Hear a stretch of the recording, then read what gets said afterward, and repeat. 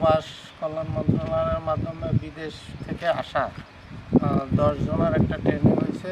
সেখান থেকে আমরা পল্লী উন্নয়ন একাডেমি কোটালীপাড়া কৃষি ভবনে আমরা ট্রেনিংটা 2 মাস ব্যাপী করতেছি।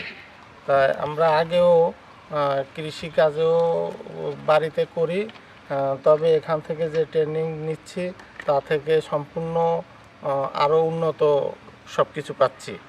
তা প্রথমে আমরা ট্রেনিং দিছি ফল, সবজি এবং বিদেশে যে রবার চাষ হয় এ সম্পর্কে। তবে কলা গাছের থেকে আমরা শুরু করেছি।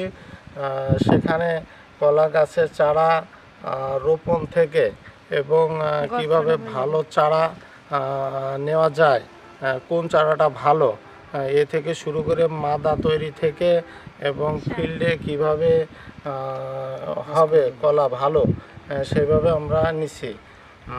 কলা চাষ পরে কলা চাষের পরে আমরা পেঁপে চাষ করছি। পেঁপে চাষেরও ওই একই, এবং কলা গাছের চেয়ে ধান চাষ শিখছি।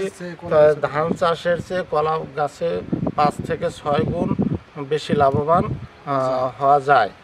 আমরা এখানে ট্রেনিংয়ের মাধ্যমে শিখেছি।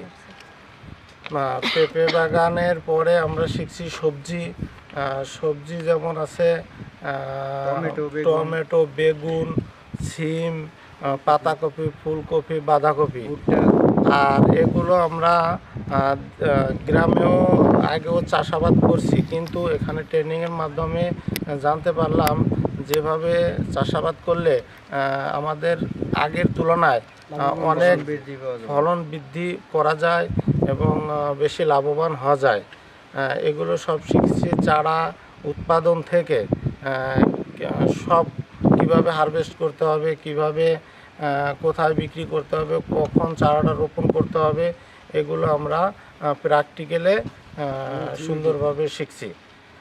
পরবর্তীতে আমরা শিখছি কিভাবে বিদেশে গেলে পারে সেখানে চাষ করা যায়। মালয়েশিয়াতে যেমন পাম অয়েল এবং রাবার এগুলো চাষ হয়। তাই এগুলো কিভাবে চাষাবাদ করতে হয় এ সম্পর্কে আমাদের ধারণা এখান থেকে পেয়েছি। আর বিদেশে না গিয়েও দেশে কৃষি কাজ করে আমরা যাতে সফলতা হতে পারি এই সম্পর্কে আমাদের অনেক শিখিয়েছে। তবে আমাদের আর্থিক একটু সহযোগিতা যদি প্রবাস কল্যাণ মন্ত্রণালয় থেকে করে তাহলে আমরা দেশেও এই উন্নত চাষাবাদ করে আমরা উন্নত করতে পারি। এবং বিদেশেও যদি কেউ যেতে চায়, যদি প্রবাস কল্যাণ মন্ত্রণালয় থেকে আমাদের আর্থিক সহযোগিতা করে তাহলে আমরা সেভাবেও পরিবারের জীবিকা নির্বাহ করার জন্য অনেক সুবিধা হয়।